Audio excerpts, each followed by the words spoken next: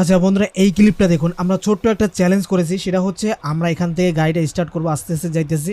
এখান থেকে আমাদের যে গাড়িটা ওভারটেক করে চলে যাবে, জাস্ট 5 সেকেন্ড পর আমরা এখান থেকে টার্ন মারবো এবং 5 সেকেন্ডের মধ্যে যে গাড়িটা আমাদের থেকে দূরত্ব চলে যাবে সেটাকে আমরা পুনরায় ওভারটেক করতে পারি কিনা, সেটাই হচ্ছে আজকের চ্যালেঞ্জ। তো চলুন দেখা যাক কোন গাড়িটা আমাদেরকে ওভারটেক করতে পারে।